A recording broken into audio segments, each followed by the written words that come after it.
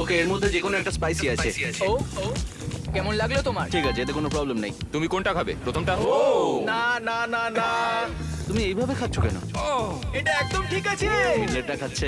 ও, ওই দিক থেকে ওদিক করছে। একদম ঠিক আছে। ইনি বিনি চিনি চপ খাই আমি ফেস্টিভ্যাল সব 1 2 3 4 খাবো আমি ফেস্টিভ্যাল। ওইভাবে মনে হচ্ছে ও নিশ্চয়ই খেয়েছে। এটা দারুণ খেতে।